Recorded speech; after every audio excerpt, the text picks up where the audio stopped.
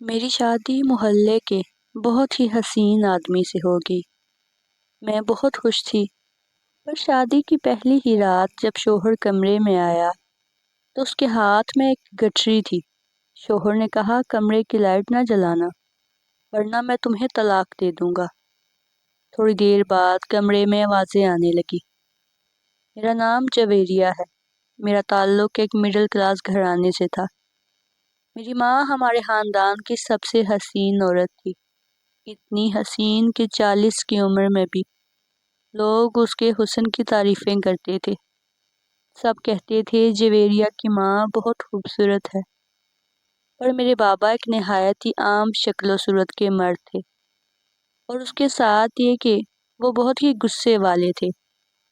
انہوں نے میری ماں کو ساری زندگی پابندیوں میں رکھا اور ان کو چین کا سانس نہیں لینے دیا۔ میں اپنی ماں کی اکلوتی اولاد تھی، لیکن میں اپنی ماں جیسی حسین بالکل بھی نہیں تھی۔ میری ماں کہا کرتی تھی کہ جو شکل و صورت کے اچھے ہوتے ہیں وہ دل کے بھی اچھے ہوتے ہیں، اور جو لوگ شکل و صورت کے اچھے نہیں وہ دل کے بھی کالے نکلتے ہیں۔ شاید یہ میری ماں کی زندگی کا تجربہ تھا، اور وہ اس تجربے پر باضد تھی۔ میرے بابا اس دنیا سے جلدی چلے گئے، لیکن میری ماں نے دوسری شادی نہیں کی، بلکہ ساری زندگی انہوں نے میرے نام کر دی۔ وقت کے ساتھ ساتھ میں جوان ہونے لگی تو میری بھی شادی کی عمر ہو گئی۔ میری ماں میری شادی میرے ابا کے خاندان میں نہیں کروانا چاہتی تھی۔ ماں کہتی تھی کہ میں تمہاری شادی ایک بہت ہی حسین مرد سے کرواؤں گی، کیونکہ ایک بدصورت مرد سے شادی کر کے میں نے اپنی زندگی برباد کر لی، لیکن میں تمہاری زندگی برباد نہیں کروں گی۔ میں ہمیشہ ان سے یہی کہتی کہ کوئی حسین مرد مجھے کیوں پسند کرے گا، میں تو ایک عام سی شکل و صورت کی لڑکی ہوں، اور ہو بھی یہی رہا تھا۔ اگر میرے لیے کوئی رشتہ آتا تو میری ماں اس رشتے کو ٹھکرا دیتی۔ میرا دل تو تب دکھا جب میرے لیے 40 سال سے اوپر کی عمر کے لوگوں کے رشتے آنے لگے، جن کی شکل و صورت ایسی تھی کہ جیسے وہ میرے باپ کی عمر کے ہوں۔ میری ماں بھی اس بات سے بہت پریشان تھی۔ میرے محلے میں ایک نجمہ نامی عورت رہتی تھی، جس کا ایک ہی بیٹا تھا اور وہ نہایت ہی حسین تھا۔ میری ماں چاہتی تھی کہ اس لڑکے سے میری شادی ہو جائے، لیکن میری اماں نے کبھی اس معاملے میں نجمہ آنٹی سے بات نہیں کی، کیونکہ وہ جانتی تھی کہ شاید وہ اپنے حسین بیٹے کے لیے کوئی حسین لڑکی تلاش کر رہی ہوں۔ ایک دن یہ خبر سن کر ہم دونوں ماں بیٹیاں حیران رہ گئے کہ آنٹی نے میری امی کو باتوں باتوں میں اشارہ کیا کہ ان کو کوئی سیدھی سادی عام شکل و صورت کی لڑکی چاہیے، جیسے کہ تمہاری بیٹی، یعنی انہوں نے میری طرف اشارہ کیا تھا۔ میں حیران ہی رہ گئی۔ میری ماں کی خوشی کا ٹھکانہ نہیں تھا۔ باتوں باتوں میں بات آگے بڑھنے لگی اور میرا اس وقار نامی لڑکے سے رشتہ پکا ہو گیا۔ اس لڑکے کو اس کی ماں نے بہت سنبھال کر رکھا ہوا تھا۔ وہ اسے گھر سے کہیں جانے بھی نہ دیتی تھی، جبکہ جوان بیٹے کے ہوتے ہوئے وہ گھر کا سودا بھی خود لاتی۔ کوئی چیز خراب ہو جاتی تو اسے بھی خود ٹھیک کروانے جا رہی ہوتی تھی۔ میں نے امی سے کہا کہ یہ لڑکا مجھے کچھ عجیب سا لگتا ہے۔ میری ماں نے مجھے ڈانٹنا شروع کر دیا، کہنے لگی کہ ٹھیک ہے، پھر میں تیری شادی کسی بڑے پیٹ والے 40 سال کے مرد سے کروا دیتی ہوں، تب تو خوش رہے گی۔ اتنا جوان جہاں حسین شوہر مل رہا ہے، تو ابھی بھی اس میں کیڑے نکال رہی ہے۔ آخر تو چاہتی کیا ہے؟ کیا تم میری طرح کی زندگی جینا چاہتی ہو؟ میں نے اپنی ماں سے حیران ہو کر سوال کیا۔ کیا تو ابا سے اتنی تنگ تھی؟ ہاں، میں تیرے ابا سے بہت تنگ تھی۔ ساری زندگی میں نے لوگوں کی باتیں سنی۔ تو جانتی ہے، مجھے لوگوں نے یہاں تک بھی کہا کہ اتنی پیاری لڑکی کو ایسا بدصورت شوہر دلایا ہے اس کی ماں باپ نے۔ لگتا ہے لڑکی میں کوئی نقص ہے۔ میری خوبصورتی کو بھی انہوں نے میرا گناہ بنا دیا، صرف اس لیے کیونکہ تیرا باپ ایک بدصورت مرد تھا۔ میں جو تیرے لیے کر رہی ہوں بالکل ٹھیک کر رہی ہوں۔ چپ چاپ جیسا کہتی ہوں کرتی جا، تیری شادی اسی وقار نامی لڑکے سے ہوگی۔ مجھے سمجھ نہ آ رہی تھی کہ میری ماں آخر کیوں اپنی ضد میں اس قدر پاگل ہو گئی تھی کہ اتنی موٹی موٹی باتوں کو بھی نظر انداز کر رہی تھی۔ وہ لڑکا اتنا ہی خوبصورت تھا تو اس کی ماں اس کی شادی اس جیسی کسی خوبصورت لڑکی سے کیوں نہیں کروا رہی تھی؟ اس کے علاوہ وہ لوگ کافی امیر بھی تھے، جبکہ ہم ان کے مقابلے میں بہت غریب تھے۔ کیا ایسے حسین اور امیر ماں باپ کے اکلوتے بیٹے کے لیے لڑکیوں کی کمی ہو سکتی تھی؟ یا اس کے خاندان میں کوئی بھی لڑکی نہیں تھی جسے وہ شادی کر سکتا؟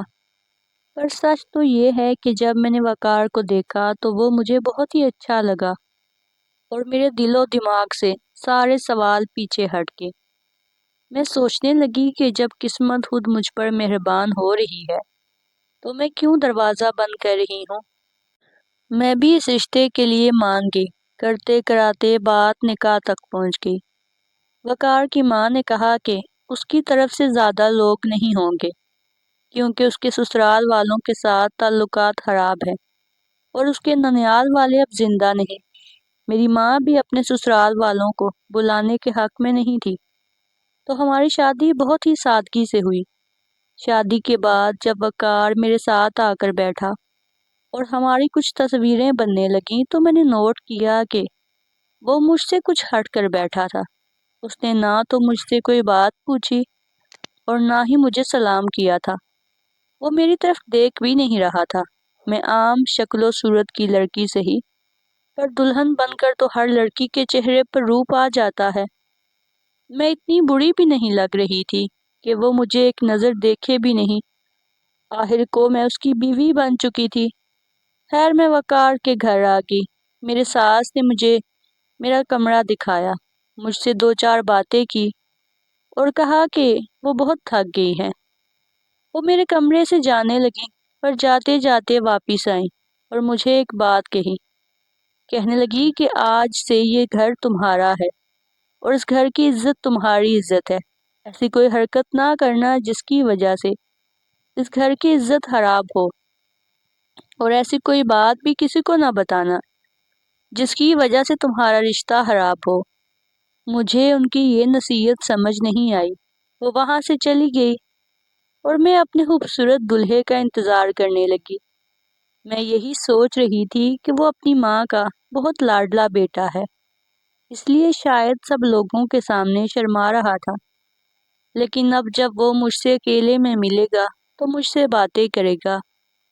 ہم ایک دوسرے سے بہت ساری باتیں کرتے ہوئے اپنی زندگی کی نئی شروعات کریں گے۔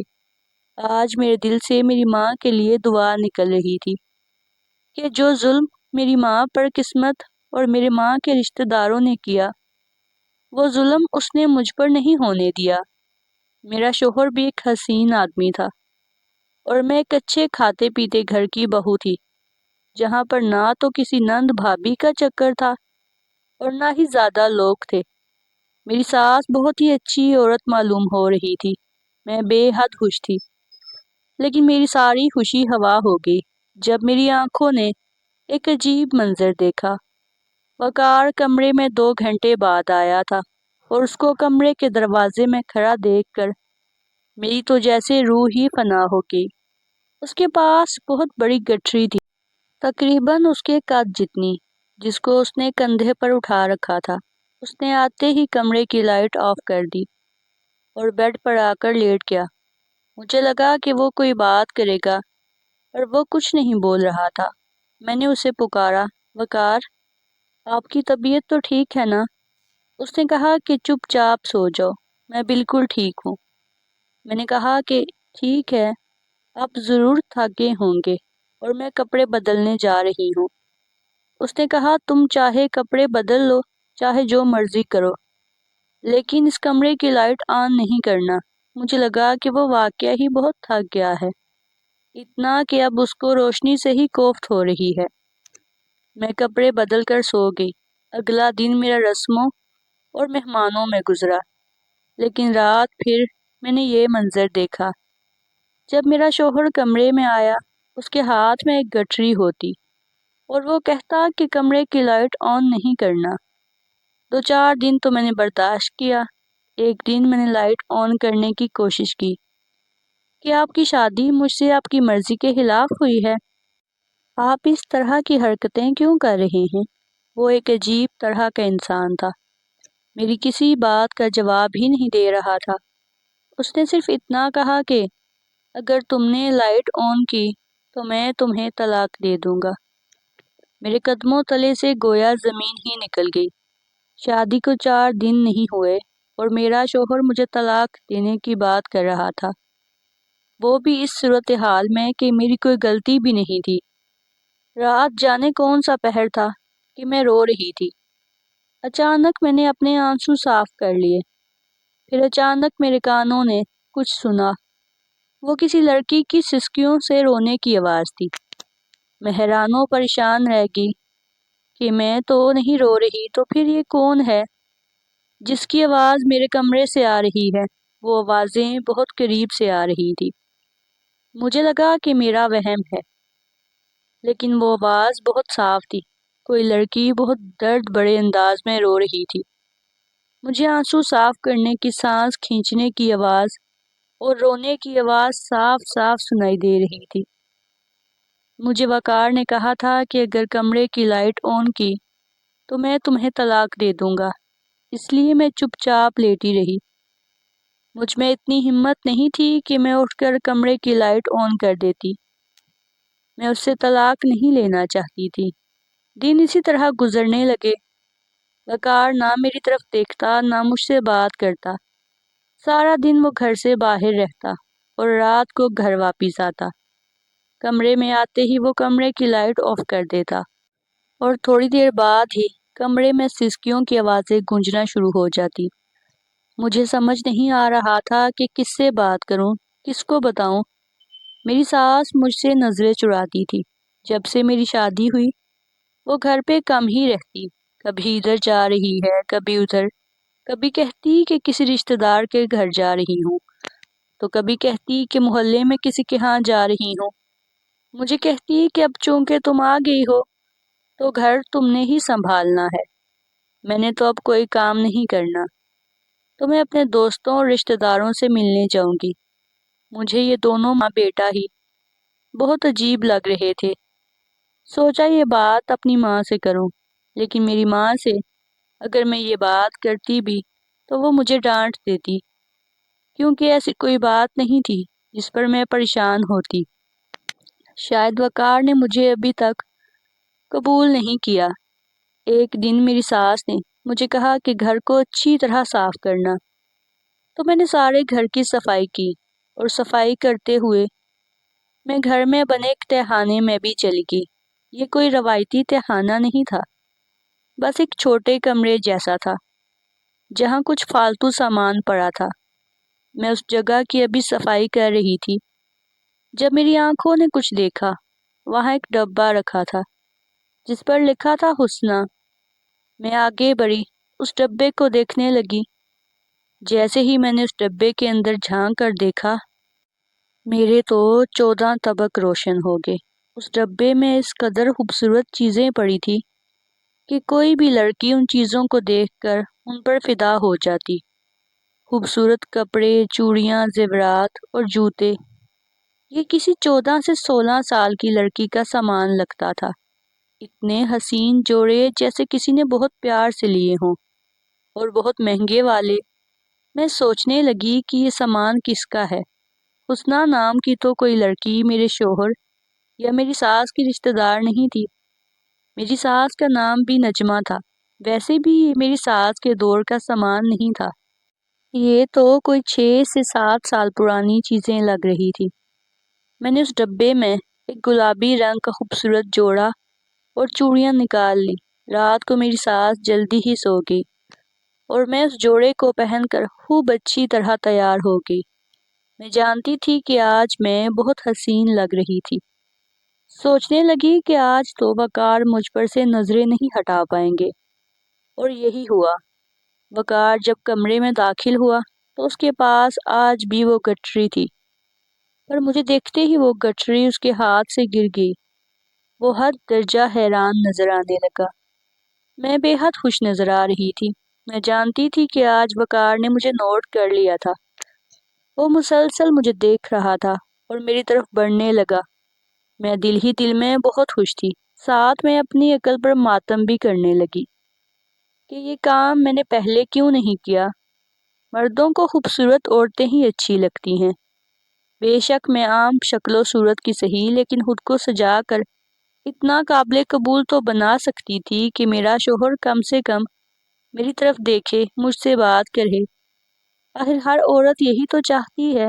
آج میں بہت خوش تھی کہ اچانک میری خوشی کو نظر لگ گئی۔ جیسے ہی وقار میرے پاس آیا، اس نے میرے بازو کو زور سے پکڑا اور مجھے ایک جھٹکا دے کر بولا، تمہاری جرت کیسے ہوئی یہ کپڑے پہننے کی؟ کہاں سے ملے تمہیں یہ کپڑے؟ کس سے پوچھ کر تم نے ان کپڑوں کو ہاتھ لگایا؟ اتنی ہمت آ گئی تم میں کہ تم ان کپڑوں کو پہن کر میرے سامنے کھڑی ہنس رہی ہو؟ جاؤ، میری نظروں سے دور چلی جاؤ اور کپڑے بدل کر آؤ۔ دوبارہ میں تمہیں ان کپڑوں میں یا اس ڈبے سے نکالی ہوئی کسی بھی چیز میں ملبوس نہ دیکھوں۔ اگر میں نے ایسا دیکھا تو خدا کی قسم تمہارا وہ حال کروں گا کہ اپنی شکل کی پہچان نہیں کر پاؤ گی۔ میں حیران و پریشان تھی۔ چلی جاؤ یہاں سے، میرے شوہر نے میرا ہاتھ پکڑ کے مجھے کمرے سے نکال دیا، اور جب میں روتے روتے کمرے سے باہر نکلی تو سامنے میری ساس کھڑی تھی۔ اس کو دیکھ کر میں پھوٹ پھوٹ کر رونے لگی۔ آج میرے صبر کا پیمانہ لبریز ہو چکا تھا۔ میں ان کے قریب گئی اور روتے ہوئے ان کو سب کچھ بتا دیا۔ میں نے کہا کہ آج میری شادی کو 1 ماہ ہونے والا ہے۔ میرا شوہر میری طرف دیکھتا بھی نہیں ہے۔ کمرے میں آتا ہے تو اس کے ہاتھ میں ایک گٹری ہوتی ہے اور کمرے سے کسی لڑکی کی سسکیوں کی آواز آنے لگتی ہے۔ میں نے یہ سب برداشت کیا، چپ چاپ سنتی رہی، سوچتی رہی کہ وقت کے ساتھ سب ٹھیک ہو جائے گا۔ لیکن آج تو حد ہو گئی۔ امی، اگر آپ کے بیٹے کو میں پسند نہیں تھی تو آپ اس کی شادی وہاں کروا دیتی جہاں اس کی مرضی تھی۔ میری زندگی تو برباد نہ ہوتی۔ میری ساس نے میرے آنسو صاف کیے، مجھے گلے سے لگایا اور کہا کہ تم فکر نہیں کرو، میں وقار سے بات کروں گی۔ میں نے میری ساس کو صاف صاف بتا دیا کہ میں بہت پریشان ہوں۔ میں وقار کے ساتھ اپنی زندگی گزارنا چاہتی ہوں۔ میں اسی گھر میں رہنا چاہتی ہوں، لیکن مجھے نہیں لگتا کہ وقار کو مجھ میں کوئی دلچسپی ہے۔ نہیں نہیں بیٹی، ایسی کوئی بات نہیں ہے۔ جب لڑکیوں کی شادی ہوتی ہے تو وہ بھی کبھی کبھار بہت پریشان ہو جاتی ہیں، نئے ماحول کو قبول نہیں کر پاتی۔ مرد بھی تو انسان ہوتے ہیں نا، وہ بھی کبھی کبھی ایک نئے انسان کو اپنی زندگی میں قبول نہیں کر پاتے، اسی لیے تھوڑا وقت لیتے ہیں۔ تم اس کی بیوی ہو، وہ تمہارے ساتھ ہی رہے گا، اس کو تھوڑا وقت دو اور میں اس کو سمجھاتی ہوں، سب ٹھیک ہو جائے گا۔ تم یہ بات اپنی ماں سے یا کسی اور سے نہیں کرنا، میں تمہاری ماں ہوں، میں تمہارا مسئلہ حل کرواؤں گی۔ مجھے میری ساس کی باتوں سے تسلی ملی، لیکن میں نے نوٹ کیا تھا میری ساس مجھ سے بھی زیادہ پریشان لگ رہی تھی۔ ویسے تو وہ یہی کہہ رہی تھیں کہ یہ چھوٹی سی بات ہے، ٹھیک ہو جائے گی، لیکن دراصل وہ مجھ سے بھی زیادہ گھبرائی ہوئی تھی۔ اگلے دن میری ساس نے مجھے کچھ پیسے دیے اور کہا میں بازار سے اپنے لیے اچھی اچھی چیزیں لے کر آؤں۔ میں بازار تو چلی گئی، لیکن آدھے راستے سے ہی پلٹ آئی کیونکہ میرا دل نہیں لگ رہا تھا۔ لیکن جب میں گھر آئی تو میرے کانوں نے کچھ ایسا سنا کہ میرے قدموں تلے سے زمین نکل گئی۔ میری ساس میرے اور وقار کے کمرے میں تھی اور کسی سے بات کر رہی تھی جو بری طرح رو رہی تھی۔ میں حیران تھی کہ میرے کمرے میں یہ کون سی لڑکی ہے، وقار تو اس وقت گھر میں نہیں ہوتا، تو میری ساس کس لڑکی سے بات کر رہی ہے؟ میں دروازے پر کان لگا کر ان کی باتوں کو غور سے سننے لگی۔ جب میں نے ان کی باتوں پر غور کیا تو مجھے خون اپنی رگوں میں جمتا ہوا محسوس ہوا۔ میں نے تیری شادی کروائی اچھی بھلی معصوم لڑکی سے، اور تو یہ سب کچھ کر رہا ہے؟ تو کیا چاہتا ہے کہ یہ زمانہ تجھ پر اور مجھ پر تھوکے؟ ارے وہ لڑکی اتنی بھی معصوم نہیں، کوئی اتنا بھی معصوم نہیں ہوتا۔ اس کو اگر سب کچھ پتہ چل گیا تو یہ بات ساری دنیا کے سامنے آ جائے گی۔ تو کیوں میری زندگی بھر کی محنت کو برباد کرنا چاہتا ہے؟ میں کیا کروں؟ میرا بھی تو دل ہے جو نہیں مان رہا۔ تو اس لڑکی کو یہاں سے بھیج دے اماں، اور مجھے میرے حال پر چھوڑ دے۔ خدا کے لیے مجھے میرے حال پہ چھوڑ دے۔ اب تو مجھ سے رہا نہیں گیا۔ میں سوچنے لگی، کیا ہے یہ، ہو کیا رہا ہے؟ میں نے ایک جھٹکے سے اس کمرے کا دروازہ کھول دیا اور سامنے کا منظر دیکھ کر گویا میری روح فنا ہو گئی۔ میری ساس مجھے اچانک وہاں دیکھ کر بری طرح ڈر گئی تھی۔ وہ میری طرف بڑھی، پر میں کسی کو پھٹی آنکھوں سے دیکھ رہی تھی۔ میری ساس نے کہا، بیٹی تم جیسا سمجھ رہی ہو ویسا نہیں ہے۔ دیکھو میں تمہیں ساری بات سمجھاتی ہوں۔ ایسا کچھ بھی نہیں ہے، یہ مذاق کر رہا ہے۔ میں نے میری ساس کی باتوں کو غور سے سنا ہی نہیں۔ کمرے میں کون تھا اور وہاں کیا بات ہو رہی تھی میں سمجھ چکی تھی۔ میرے ہاتھ پاؤں کانپنے لگے۔ میں وہاں سے الٹے قدم بھاگ گئی اور شہر کی طرف چلی گئی۔ میں سڑکوں پر پھرتی رہی۔ اب ساری تصویر میرے سامنے صاف ہو چکی تھی۔ میرے کمرے میں کوئی لڑکی نہیں بلکہ میرا ہی شوہر تھا، اور میرا شوہر ایک خواجہ سرا تھا۔ اس ڈبے پر نام لکھا تھا حسنہ، جو وقار کا ہی نام تھا۔ وقار رات کو اس گٹھری میں اپنی جوانی کی وہ ساری چیزیں ڈال کر لایا کرتا تھا جن کو وہ کسی اور کو دینا نہیں چاہتا تھا، جو اس کی یادیں تھی۔ وہی سب سامان جو دن بھر اس ڈبے میں پڑا رہتا تھا، اور رات کو وقار اس سامان کو اپنے پاس رکھ کے سوتا اور اپنی قسمت پر روتا تھا کہ اس کی شادی ایک لڑکی سے کروا دی گئی۔ وہ دن میں گھر سے غائب رہتا تھا اور رات میں آ کر سو جاتا تھا۔ مجھے اس پر غور کرنے کا وقت ہی نہ ملا۔ میرا شوہر حاجہ سرا بھی وہ جس کو یہ یقین تھا کہ اس کے اندر ایک مرد کی نہیں بلکہ ایک عورت کی روح ہے۔ میری زندگی برباد ہو گئی تھی۔ میں شام تک سڑکوں پر پھرتی رہی۔ واپس آئی تو میری ساس گھر کے لون میں ہی بیٹھی تھی۔ میں کسی بے جان روح کی طرح اپنے کمرے میں آ گئی۔ میری ساس وہاں آئی اور آ کر میرے سامنے بیٹھ گئی اور مجھے ساری بات بتائی۔ میری شادی کے 8 سال بعد مجھے اللہ نے اولاد دی تھی۔ ہم سب بہت خوش تھے۔ ہمارے گھر میں بہت خوبصورت بیٹا پیدا ہوا ہے، اور دائی نے مجھے پہلے دن ہی بتا دیا تھا کہ یہ بیٹا نہیں ہے۔ میں خاموش رہی، پر راز کب تک راز رہتا؟ میرے شوہر نے بھی اسی لیے مجھے چھوڑ دیا کہ اس کی بدنامی نہ ہو۔ میں وقار کو ساری زندگی زمانے سے چھپاتی رہی، لیکن کوئی فائدہ نہ ہوا۔ تمہارا گنہگار وقار نہیں ہے، میں ہوں۔ میں خود غرض ماں ہوں جس نے اپنے بیٹے کو اس زمانے سے بچانے کے لیے کسی کی بیٹی کی زندگی داؤ پر لگا دی۔ پر تم فکر نہیں کرو، میں تمہیں سب سے نکلواؤں گی۔ میں تو پہلے ہی دکھوں کی ماری ہوئی ہوں، یہ نہ ہو کہ مجھے تمہاری بھی بد دعا لگ جائے۔ میں نے اپنی ساس کو معاف کر دیا اور ان کو تسلی دی۔ میری ساس نے وقار سے میری طلاق کروا دی۔ میری ماں کو بھی سب کچھ بتا دیا۔ میری ماں سے بھی معافی مانگی۔ میری ساس اور وقار وہ علاقہ اور شہر چھوڑ کر ہمیشہ کے لیے چلے گئے۔ میری ماں نے بھی مجھ سے معافی مانگی کہ اس نے جلد بازی میں آ کر میری شادی کروا دی تھی۔ اب میری ماں نے میری شادی کا ذکر کرنا بھی چھوڑ دیا ہے۔ میں اپنی پڑھائی پوری کر رہی ہوں۔ سوچتی ہوں کہ میں کچھ پڑھ لکھ جاؤں اور اپنی زندگی خود بناؤں۔ مجھے وقار سے بھی کوئی شکایت نہیں ہے، کیونکہ جو وہ کر رہا تھا وہ اس کے بس میں نہیں تھا۔ وہ جہاں بھی ہے، میں اس کے لیے دعا کروں گی کہ اس کے لیے زندگی آسان ہو جائے۔ آخر میں اتنا ہی کہوں گی کہ اللہ کو خالق ماننے والی یہ دنیا اس کی تخلیق سے نفرت بھی کرتی ہے، جبکہ ایسا نہیں کرنا چاہیے۔ ان جیسے لوگوں کو بھی اللہ نے پیدا کیا ہے، وہ بھی اس دنیا کا حصہ ہیں، اور دنیا بھی ان کی اتنی ہی ہے جتنی ہماری ہے۔